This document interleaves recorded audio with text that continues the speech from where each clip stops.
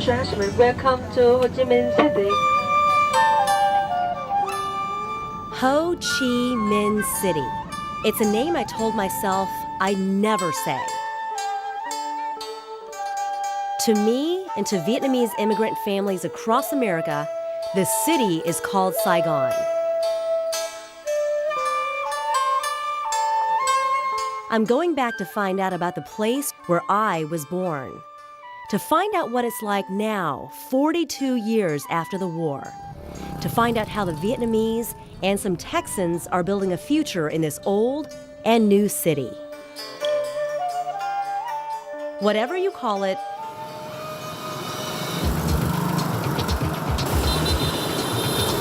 Saigon is on the move.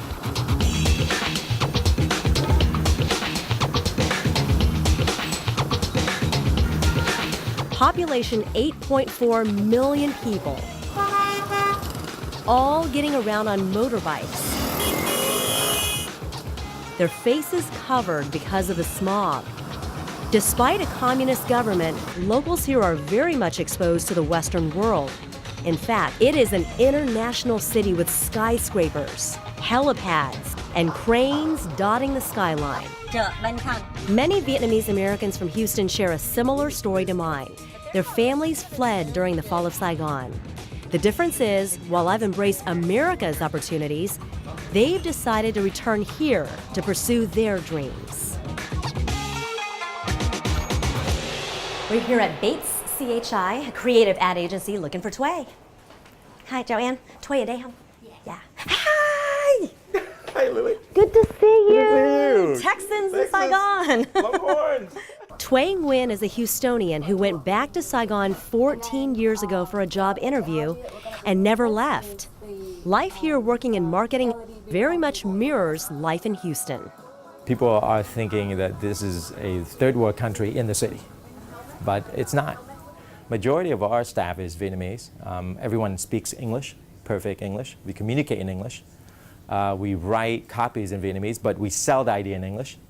One of those young people is Din Cao, who says the new Vietnam way of living is about following your dreams.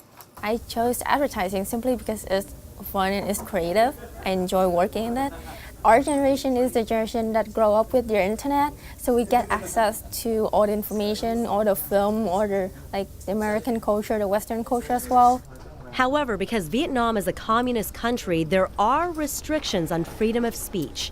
For a creative ad agency that fosters free thinking, they must find ways to work around it. You can't put people in a box and expect them to be creative. You can't. Two Bob beers, open for fun. We send people, young people, to Singapore. We send people to Indonesia. We send people around other countries to get them exposed. Tway works in a high-rise building among hundreds of skyscrapers that cut across the Saigon sky.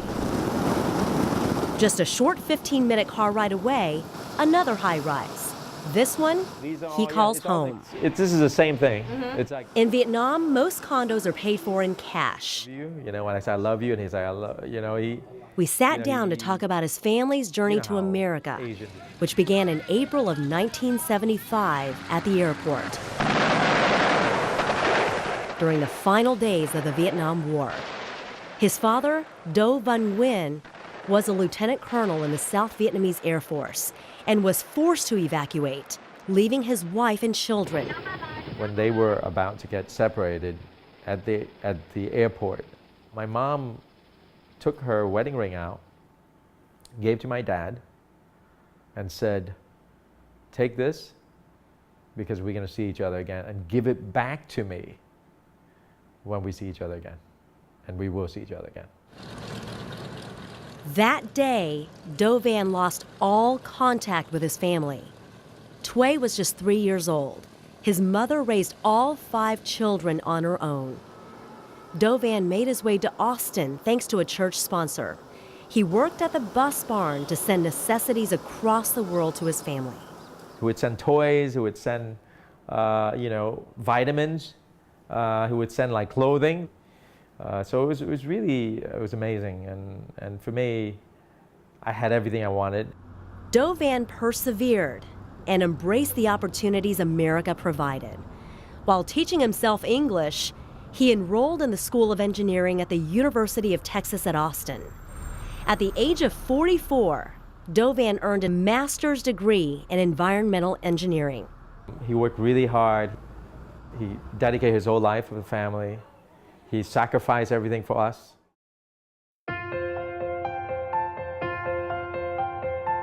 It would be 10 years later, in 1985, at the age of 13, that Thuy would finally reunite with his father in Austin. It is the most joyful moment for me. Dovan was interviewed on the local news that night, minutes before his family's arrival at the airport. After 10 years, I can see him right now. I have to see him again, and again, my family going to be reunited, and that kind of blessing, that really excited. The heartwarming reunion was the first hug from his dad in 10 years. I was just crying. I think we all were crying. And my dad hugged me, and I remember he said, Thuy, Thuy. Like, I never had my dad call my name. That's my mom right there. My dad, and look at my mom. She's looking around for my dad. Every time my mom sees this, she pretty much choked up. This was a day their American dream was born. I don't think I realized the magnitude of it. We didn't know what to expect because we didn't know what's going to happen, right? Because when we come here, we have to start all over again. They lived their first few years together in Austin before moving to Houston. We went to church every Sunday, even though at that time I didn't understand English very well, but we made an effort to go to church and appreciate and thank everyone for being kind to us. It's Houston time, it's my dad, it's something to represent the last minute. He waited for me so I can actually give him a watch, so that's what it's about, and yeah. Today, Thuy mourns the man who gave him life, love, and liberty. My dad passed last August. He just 1 month short of 85. And he often wonders what life would be like if he never left. I don't think I'm going to be like this. I wouldn't be sitting here talking to you. On a typical sunset along the river, Thuy and his friends take on the driving range, evidence that Saigon continues to adopt the Western culture. There's a lot of golf course here now, and a really nice one. I think some of them are nicer than Houston's, actually. Hey!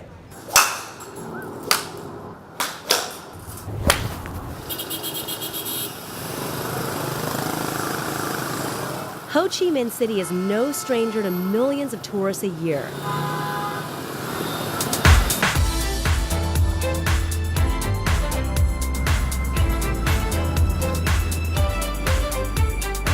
In the heart of the city, among the most historic hotels, you'll find some of the biggest names in fashion. Hermes, Chanel, Dior, just to name a few. Fashion is important here.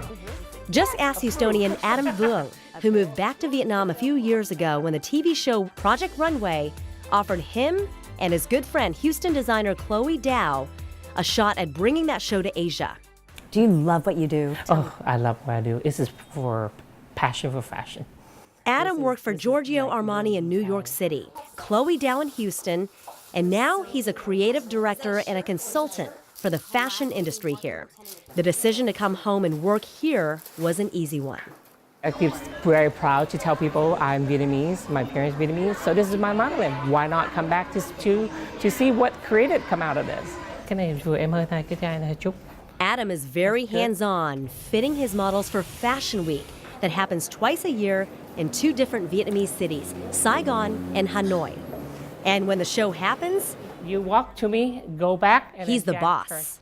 In charge the backstage, in charge the modeling, in charge the designer coming in, working with the designer to pick the right model for them, working with the right designer to make sure the designer showed the right collection on the runway, because we have national TV all looking in, and we also have international designer coming in from Milan, France, Malaysia, Singapore, big Japan.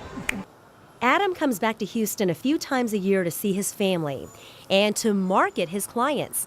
He's a consultant for the Vietnamese label Sweetie Lovey, and all their advertising was shot in Houston's Herman Park. I use all the model is also from Houston, Texas. The climates of Houston and Saigon are very similar, so breathable fabrics are necessary. Designer Lynette Nguyen came up with a name because it sounded fun.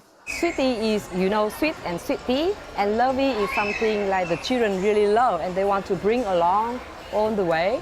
And we want Sweetie Lovey is something very connected to the children. The Sweetie Lovey display is inside a beautiful multi-story department store called Takashimaya. This is pretty amazing. I don't think that you think of this when you think of Saigon. No, you walk in here, you don't know you're in Saigon. We in Houston are used to malls like this.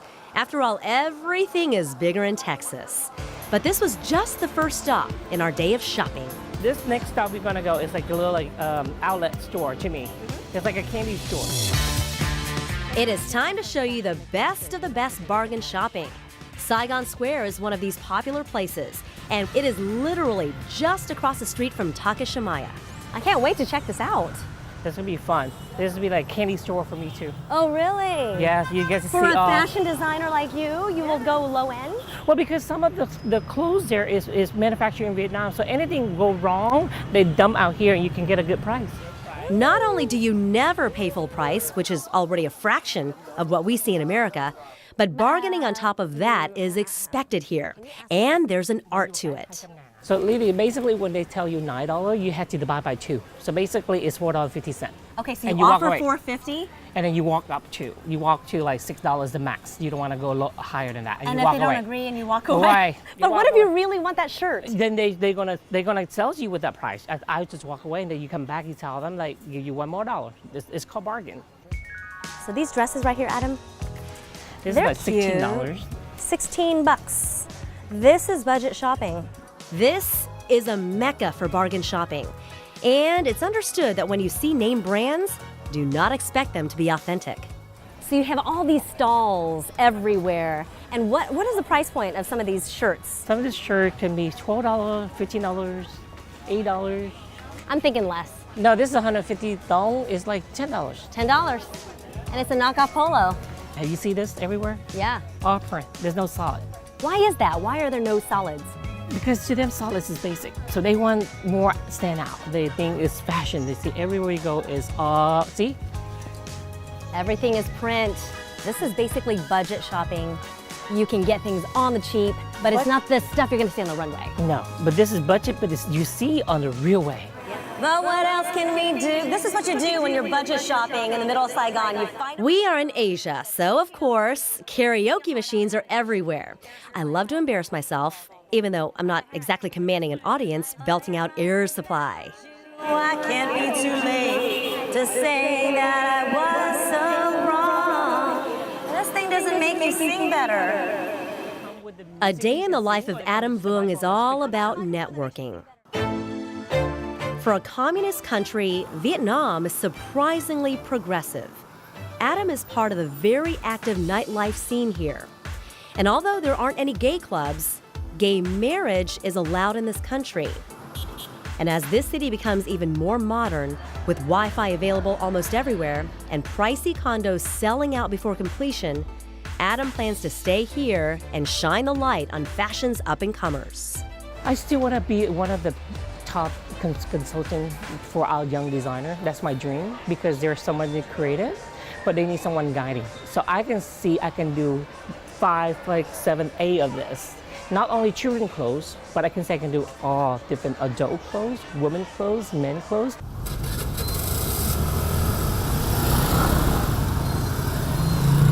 It's amazing to see creative dreams flourishing in a city that was so recently a war zone.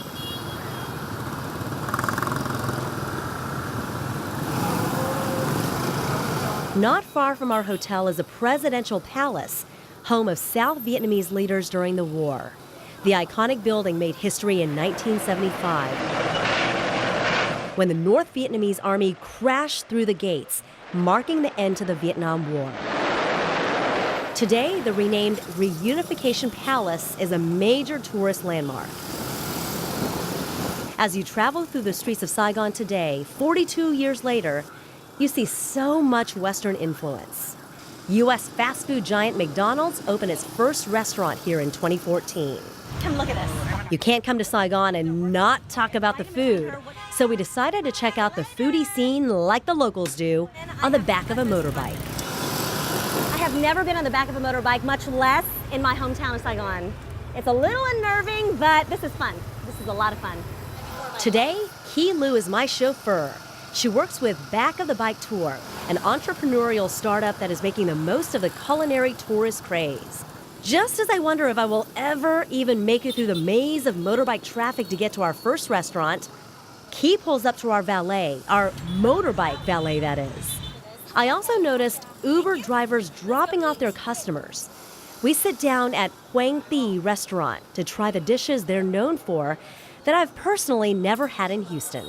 What's in this? Mint pork Mint pork and some onion and onions. and some pork liver. It's fish cake, fried rice paper, and pork sausage. You put the egg roll inside? Okay. The sauce here is the top secret. All we're told is that it includes shrimp. So much flavor. So much flavor. This dish is similar to spring rolls, except for the wrapping paper. The difference between this and bánh tráng is this is a little chewy. It's harder to chew. And it's supposed to be like that? Do you like it?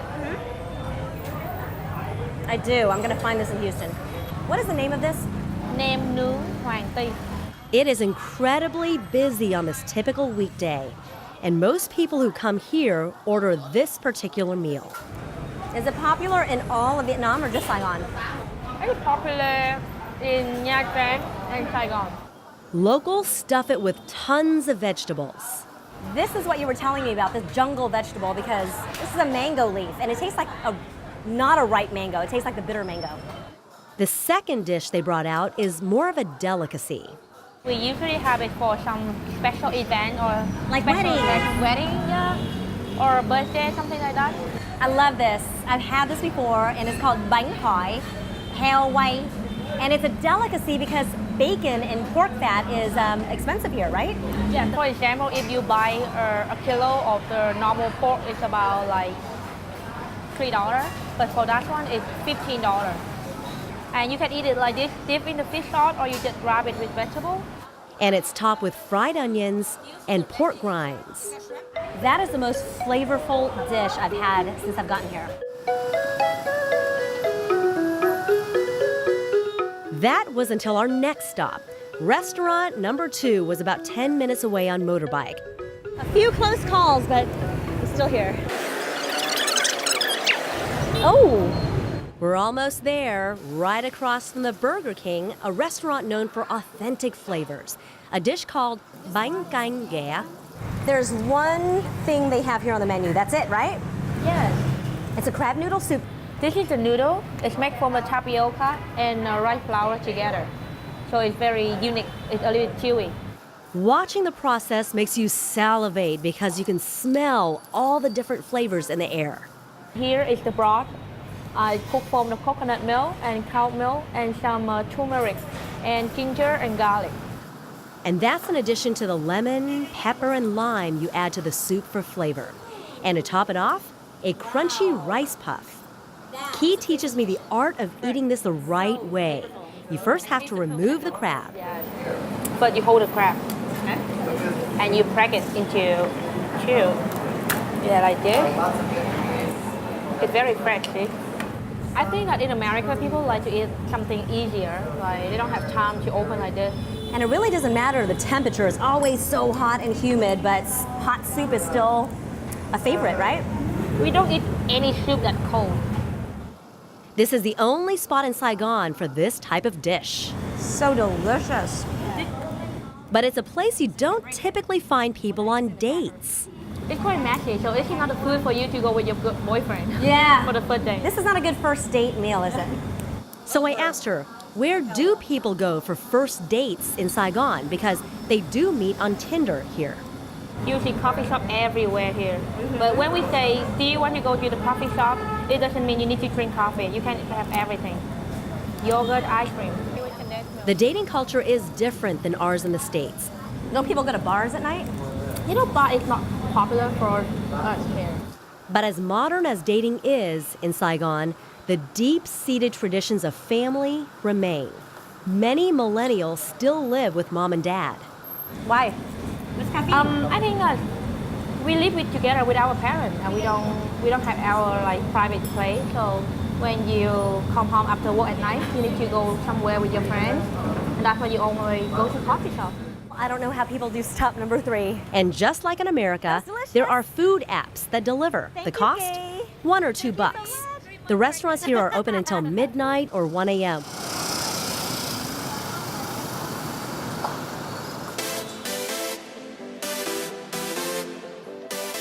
We were going to attempt a night out with Adam and Tway, but only ended up at a happy hour on this rooftop bar to talk about life and love. Do you think you guys will ever go back home and work in Houston? At the moment, no, not yet. For me. Yeah. Well, you know, I think the possibility, anything could happen, but If he's going and he need an assistant, like a VP, a COO, I will come home with him. Which is more home, Houston or Saigon? to me, it's both. Why can't it be both, right? Saigon is always a part of me, and we're Vietnamese, right? Houston is always home. Is always home. It's always home. The parents are. That's where, you know what I mean? So we will see you in Houston during the holidays. Yay! Houston and Saigon. Oh yeah! H-Town to the S-Town. I like that.